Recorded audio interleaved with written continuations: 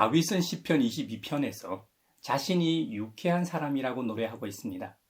자신이 왜 유쾌한 사람인지 설명합니다. 이 세상 모든 주권이 주님께 있기 때문에 주님을 찾는 사람은 누구나 축배를 들기 때문이라는 것이죠.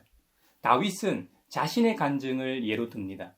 자신이 원수의 손아귀에 있을 때나 쫓길 때 밤새도록 부르짖고 온종일 불러도 모른 채 하고 대답도 없으신 것처럼 느낄 때도 있었지만 그때마다 다윗은 우리 조상들이 하나님을 믿었고 믿음의 대상인 주님께서는 결국 그들을 구해 주셨다는 신앙을 가지고 있었습니다. 그래서 다윗은 일평생 기뻐하고 유쾌하게 살 수 있었던 겁니다. 다윗이라고 늘 형통했던 건 아닙니다. 왕의 자리에 오르기까지 말로 다 표현할 수 없을 정도의 고난을 겪었죠. 장인이 던진 죽음의 창을 몇 차례나 피해야 했습니다. 왕위에 오르고 난 뒤에도 왕자들의 난이 있었고 가장 아끼고 사랑하는 아들로부터 죽음의 위협과 왕자를 도전받기도 했습니다. 그때마다 전능하신 하나님께 부르짖고 기도했습니다. 주님의 응답이 늦어서 그럴까요? 다윗은 시적인 표현으로 이렇게까지 표현했습니다.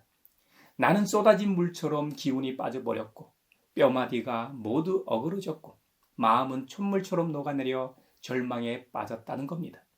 입은 옹기처럼 말라버렸고 혀는 입 천장에 달라붙어 있어서 마치 주님께서 완전히 매장되도록 내버려 두셨기 때문에 이런 상황과 일이 벌어진 것처럼 느껴진다는 것이죠. 이런 상황이 되면 다윗의 적들이 보고 즐거워하며 놀려대고 조롱하게 되겠죠. 이럴 때 몇 가지 반응을 할 수 있을 겁니다. 씨 뿌리는 사람의 비유에 빗대어 말해보죠. 다윗과 같은 어려움에 처하게 되면 먼저 길가에 떨어진 씨앗처럼 하나님의 나라와 말씀을 듣고도 깨닫지 못했기 때문에 악한 자가 와서 부정적으로 말하고 자꾸 의심을 심으면 새들이 와서 씨앗을 쪼아 먹어버리는 것처럼 그 말씀이 사라지게 된다는 것이죠. 두 번째로 돌짝밭에 뿌려진 씨앗처럼 길가에 떨어진 씨앗에 비해서는 말씀을 듣고 기뻐하고 받아들입니다. 겉으로 보기에는 믿음도 있고 신앙생활 잘하는 것처럼 보이지만 이 사람도 그 속에 뿌리를 깊게 내리지 못했기 때문에 오래 버티지 못하고 말씀과 복음 때문에 환난이나 박해가 찾아오면 곧 걸려 넘어지게 됩니다. 세 번째는 가시덤불 속에 뿌린 씨앗처럼 말씀을 열심히 듣긴 듣습니다. 교회 출석도 누구보다 잘하고 성경 공부도 열심히 하고 모임이란 모임은 열심히 쫓아다닙니다. 하지만 이 사회와 세상에 몸을 담고 살아가기 때문에 세상의 염려와 재물의 유혹을 떨쳐버리지 못합니다. 말씀에 대한 열심으로 인해 믿음도 잘하고 동시에 세상의 일들도 함께 잘합니다. 우리는 누구나 양다리를 걸치고 살아갑니다. 하지만 양다리를 걸치고 살아간다고 해도 그 중심은 항상 말씀 위에 서 있어야 하는데 그러지 못할 경우 자신은 중심을 잡고 두 다리로 서 있다고 생각하지만 신앙의 관점에서는 세상의 염려와 재물의 유혹 쪽으로 기울어져 있게 됩니다.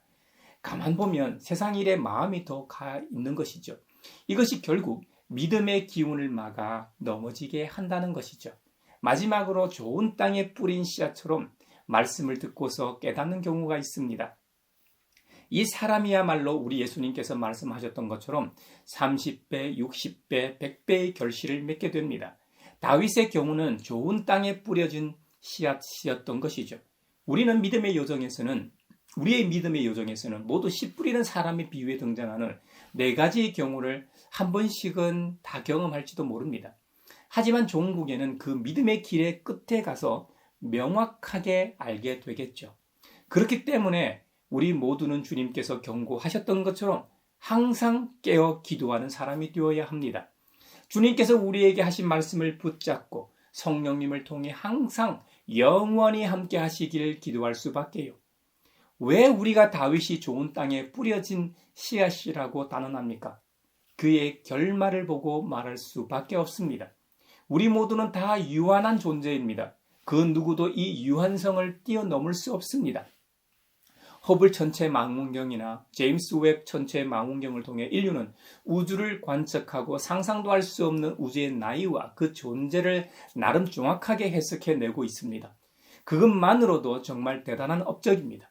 우주 배경 복사를 통해 우주의 나이가 138억 년 되었다는 것을 밝혀냈죠. 이 시각 우주는 지금도 팽창하고 있다지요. 계속해서 팽창하고 있다는 사실에 과거 어느 한 점에서 시작했다는 이론이 바로 빅뱅 이론이죠. 우주는 빅뱅 대폭발을 통해 시작됐고 지금도 우주가 계속해서 팽창하고 있다는 사실을 밝혀낸 건 참 신기한 일입니다. 이 우주에서 가장 빠른 것이 빛인데 우주는 그 빛보다 더 빠른 속도로 팽창하고 있다는 것을 발견한 것도 정말 대단합니다. 빛의 속도가 1초에 30만 킬로미터를 가지 않습니까? 1초의 둘레가 4만 킬로미터인 지구를 7바퀴 반을 돌고 달까지는 1.3초밖에 안 걸리고 태양까지도 8분밖에 안 걸립니다. 태양의 영향권 아래에 있는 우주 공간을 태양계라고 하잖아요. 옛날에는 8개의 행성까지를 태양계라고 불렀죠. 제가 배울 때만 해도 행성 지위에 있던 명왕성이 카이퍼 벨트에 있는 외소 행성으로 쫓겨나면서 카이퍼 벨트에 있는 수많은 이 외소 행성들까지 태양계로 포함하기도 합니다. 이건 태양풍이 미치는 태양계 개념이고 또 다른 경우는 태양의 중력으로 보는 관점도 있더라고요. 혜성 같은 것들도 태양의 이 중력에 의해 태양 중심으로 공전을 하고 있는데 이것들의 공전 방향이 일반적인 행성들처럼 이 수평적이지가 않다고 해요. 혜성들의 경로를 종합해보면 태양을 중심으로 이 구모양으로 궤적이 형성되기 때문에 오르트 구름 같은 영역이 태양계 바깥을 둘러싸고 있어야만 그곳에서 날아온 이 불규칙적인 혜성들이 가능하다는 가설까지 있죠. 좀 확대해서 태양계를 언급했습니다만 일반적으로 인류가 쏘아 올린 로켓 중에 보이저 1, 2호가 태양계를 벗어나 성간 공간으로 진입했다고 하죠. 보이저 1, 2호는 무려 41년이 걸렸는데 태양빛은 태양계 끝에 17시간 만에 도달한다고 하죠. 성간 공간, 인터스텔라 스페이스는 크리스토퍼 이 놀란 감독의 인터스텔라라는 영화를 통해서도 소개되었던 것처럼 항성간 여행을 말하죠. 영화에서 우리가 사는 지구는 더 이상 인간이 살기 어려운 행성으로 변합니다. 그래서 생존을 위해 외계 행성을 찾아 나서죠. 우주 공간에서 블랙홀과 블랙홀을 연결하는 웜홀이라는 가상 항로를 이용해 다른 행성으로 이동합니다. 참 흥미로운 소재입니다. 물리적으로는 인간이 성간 우주 여행을 할 수 없죠. 앞서 빛의 속도와 보이저 1, 2호를 비교했는데요. 인간의 힘으로 40년 걸리는 거리를 빛은 고작 17시간 걸립니다. 그렇다면 빛이 1년 걸리는 1광년 거리를 인간의 힘으로는 1만 년 정도 걸린다고 합니다. 지구에서 가장 가까운 항성인 센타우루스 자리 별까지는 4광년 정도 거리라고 합니다. 센타우루스 별은 쌍성계로 태양이 한 개가 아니고 두 개입니다. 알파 센타우리 A와 알파 센타우리 B로 이루어져 있다고 알려져 있습니다. 여기다 사이즈가 작은 프록시마 켄타우리까지 3개의 태양이 아주 가까운 이 거리에서 함께 돌고 있다고 합니다. 요즘 넷플릭스에서 화제인 삼체 시리즈도 이것을 배경으로 하고 있죠. 이곳에도 지구형 행성이 있어 혹 그곳에 생명이 살만한 환경이 존재한다고 하더라도 지구로부터 4광년 떨어져 있으니까 현재의 과학기술로 4만 년 정도 날아가야 도달할 수 있으니 99.999% 아니 100% 불가능하다는 말이죠. 그럼에도 불구하고 우리 인간은 정말 놀라운 존재임에 틀림없습니다. 1969년 아폴로 11호가 지구 밖으로 나가 달에 갔다 온 이후 72년까지 아폴로 17호까지 수차례 달에 인간이 갔다 왔다 했지 이후로는 없습니다. 올해 10월 아르테미스 3호가 발사되어 역사상 최초의 여성 우주 비행사 2명이 달에 착륙할 계획이라고 하죠. 이 정도의 기술로 우주에 대해 꽤나 많이 알고 있으니 정말 대단합니다. 처음에 빅뱅 이론이 세상에 나왔을 때 과학자들이 굉장히 싫어했다고 하죠. 빅뱅 이론이야말로 창세기의 이 증거를 과학적으로 설명한 것이라 생각했기 때문이죠. 태초의 우주는 엄청난 밀도도 크고 무지막지하게 뜨거웠다고 합니다. 그 상태에서 빅뱅이라는 대폭발이 일어나 팽창 우주가 됐다는 것이 현대 우주론의 정설이기 때문이죠. 천체 과학자들은 빅뱅 발생 후 1초 이후부터 지금까지는 밝혀냈습니다. 하지만 우주의 기원과 빅뱅 발생 1초 가장 중요한 그 시점은 앞으로도 절대로 설명할 수 없을 겁니다. 저는 그런 점에서 창조주 하나님만이 설명이 가능하다고 믿습니다. 이것은 창세기 1장에 나오는 창조주 하나님께서 태초의 말씀으로 빛이 있으라고 말씀하신 이후 세상에 빛이 생겼고 이후 1월 성시 해와 달과 온갖 별과 은하들이 생겨난 것과 같기 때문이죠. 몇 차례 언급했습니다만 저도 처음에는 전통적인 장로 교회에서 성장하다 보니 젊은 지구론에 심취해 있었습니다. 하지만 지금은 성경에 나오는 창조의 6일을 문자적 6일, 현재의 우리의 시간인 6일로 이해하지 않습니다.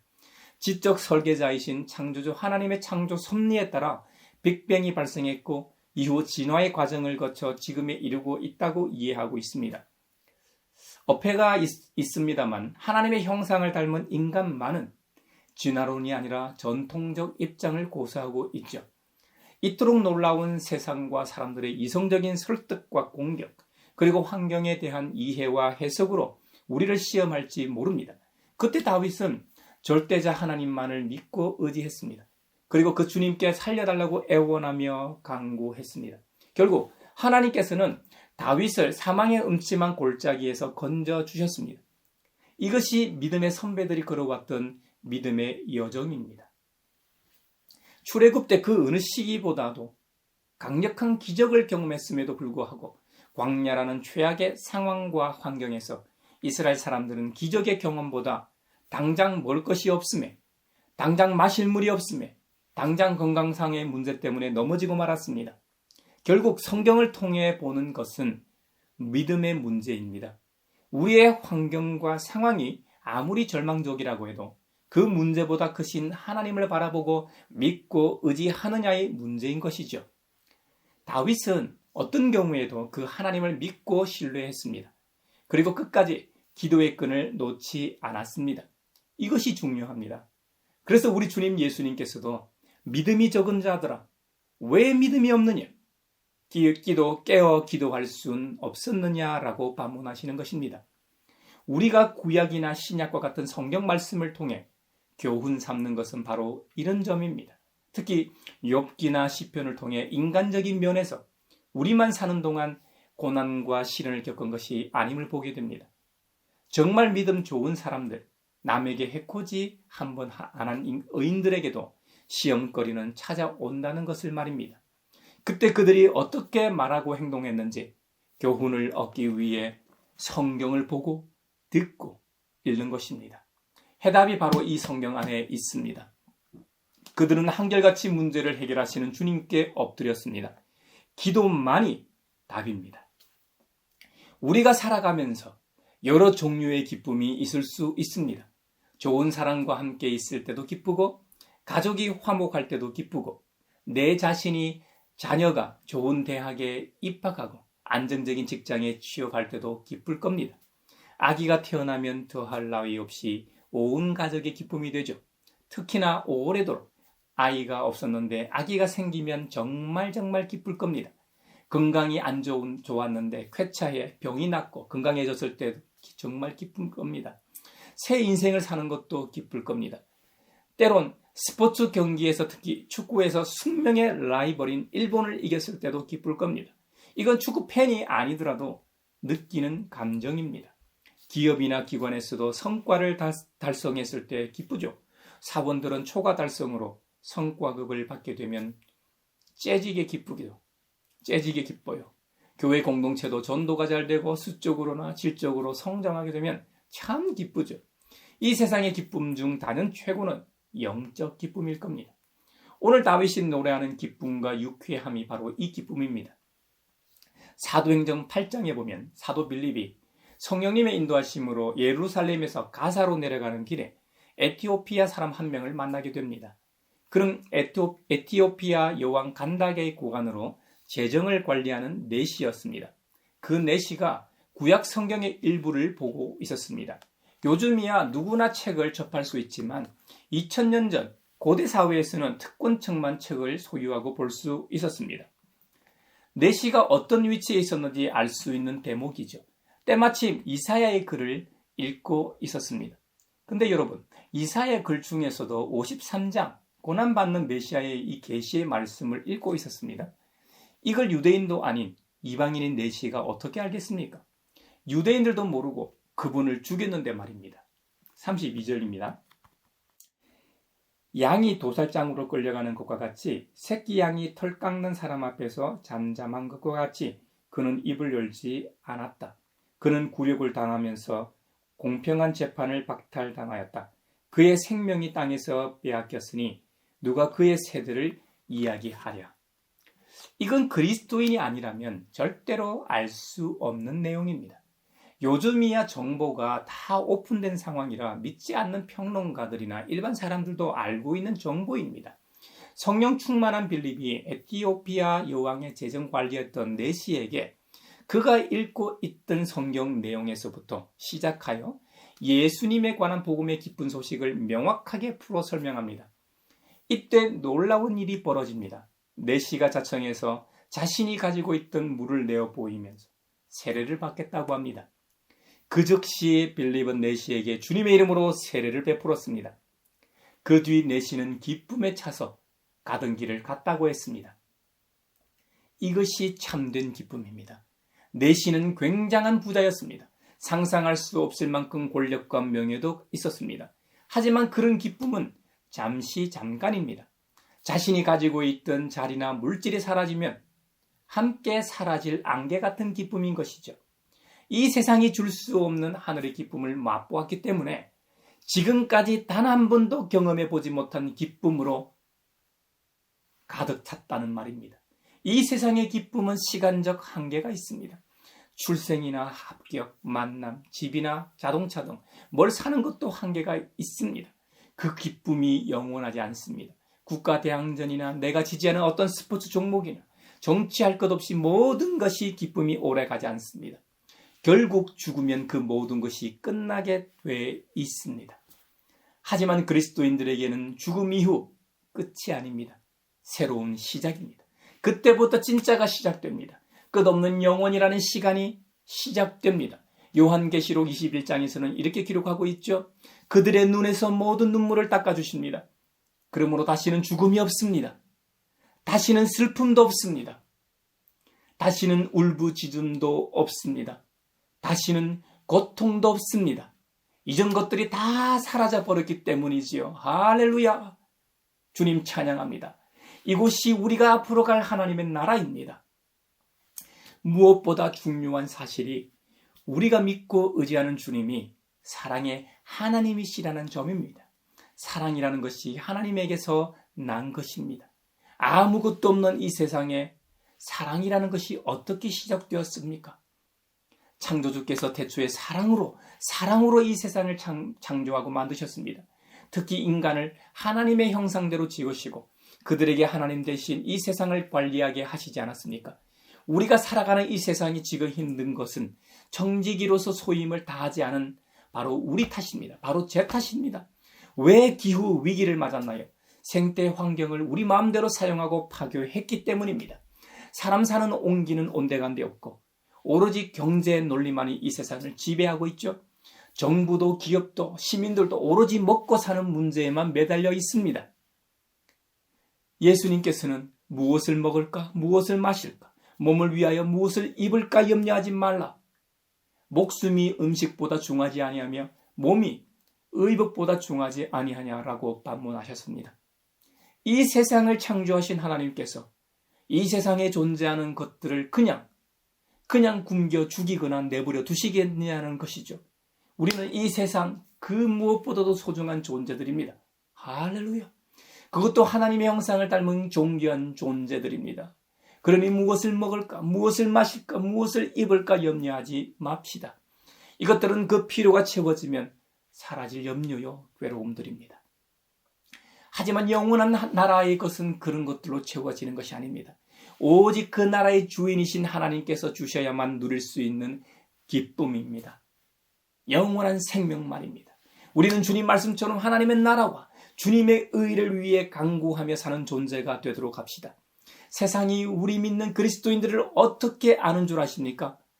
사랑하는 모습으로 알게 됩니다. 사랑하지 않는 사람은 하나님을 알지 못한다고 성경은 단언합니다. 저와 여러분은 사랑할 줄 아는 사람입니까?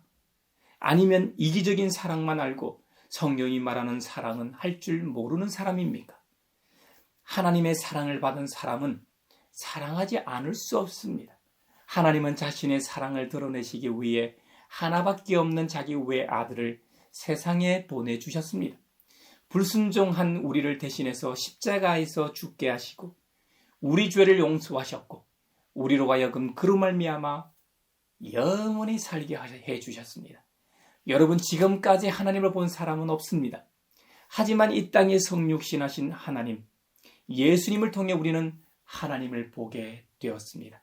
하나님이 정말 우리를 사랑하시는구나 알게 되었다는 말이지요.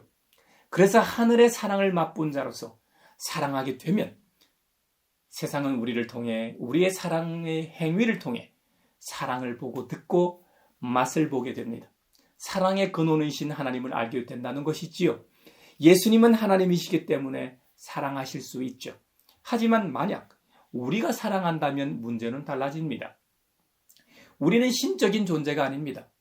우리도 이 세상 사람들과 별반 다르지 않는 존재입니다. 그런데 자신들이 세상 사람들이 잘 알고 있는 우리 각자가 그들을 사랑하게 된다면 진짜로 사랑의 하나님이 존재하는가 보다 아니고서야 어떻게 내가 아는 저 인간이 나를 사랑할 수 있지 할 겁니다. 무엇보다 우리가 사랑하면 하나님의 사랑이 우리 가운데서 완성된다는 사실입니다. 이거 정말 멋진 일 아닙니까? 내가 행한 작은 이 사랑의 행위가 위대한 하나님의 사랑을 완성한다. 정말 대단하고 놀라운 일입니다. 오, 주님 찬양합니다. 사랑받아야 할 우리가 어떻게 사랑하며 사랑을 나누어 줄 수 있을까요? 하나님이 우리에게 주님의 영을 나누어 주셨기 때문에 나눌 수 있는 존재가 되었습니다. 예수님은 자신의 영인 성령님을 통해 우리와 영원히 함께 하십니다. 그 말은 주님이 우리 안에 계시고 또 우리가 주님 안에 있다는 말이 됩니다. 그러니 하나님과 우리가 하나이기 때문에 원래는 사랑할 수 없는 존재가 사랑하는 존재가 되는 것입니다. 할렐루야. 우리 예수님은 비유를 드시길 예수님 자신은 포도나무라고 하셨습니다. 우리는 포도나무라는 예수님의 가지라고 하셨죠. 우리가 사랑이라는 열매를 맺기 위해서는 반드시 사랑의 포도나무에 붙어 있어야만 가능합니다. 어떤 가지든 나무에서 떨어지는 순간 곧 말라버립니다. 사랑이라는 성질도 사랑의 나무에서 떨어지면 사랑할 수 있는 힘이 바닥나게 됩니다. 그러므로 우리는 무조건 주님이라는 나무에 꼭 붙어 있어야 합니다. 우리 모두 찰떡같이 붙어 있길 바랍니다. 에티오피아 여왕 간다게의 재정 담당 내시가 기쁨으로 가득 차 자신의 나라로 돌아갔던 것은 복음을 듣고 믿음으로 받아들이고 세례를 받음으로 성령이 충만했기 때문입니다. 바로 성령님을 통해 주님이 내시 안에 계시고 또 내시가 주님 안에 거하게 되었기 때문에 기쁨이 충만했던 것입니다. 주님이 내시 자신을 얼마나 사랑하시는지 깨닫게 되었기 때문에 기쁨을 주체할 수 없었다는 말입니다. 우리가 제 아무리 성령 충만한 사람이라고 말해도 누가 알겠습니까? 우리도 눈으로는 성령님의 존재를 본 적도 없고 설명할 길도 없는데 말입니다. 성령님이 함께 하신다는 증거는 죽은 사람을 살리고 시각장애인이나 지체장애인 같은 사람을 고쳐주는 엄청난 기적이 아닙니다. 물론 그런 일이 일어나길 간절히 바라고 실제로 우리 가양교회에서 그런 일상이 되길 바라고 소망하고 축원합니다. 하지만 진짜로 중요하고 우리가 할 수 있는 것은 바로 사랑입니다. 사랑. 사랑의 능력이 모든 것을 가능하게 합니다. 성령님은 우리에게 사랑하게 하는 힘을 주시고 사랑을 통해 자신의 존재를 증명하십니다. 바로 우리의 사랑의 행위를 통해 성령님의 존재를 증명한다는 의미입니다. 요한일서 4장에서는 누가 하나님을 사랑한다고 말하면서 만약 자기 형제자매를 미워하면 그는 거짓말쟁이라고 말합니다. 보이는 자기 형제자매를 사랑하지 않는 사람이 어떻게 보이지 않는 하나님을 사랑할 수 있느냐는 말이죠. 맞는 말 아닙니까? 그러므로 사랑하는 형제자매 여러분, 우리 모두가 하나님을 사랑합니까? 아멘이시지요? 그러면 우리 각자의 자기 형제자매도 사랑해야만 합니다. 이것이 우리 자신을 위해 십자가에서 죽기까지 사랑하신 우리 주님 예수님의 계명입니다. 우리 모두 훗날 묘비명에 사랑하다, 주님의 부르심을 받다라고 기록되길 축원합니다.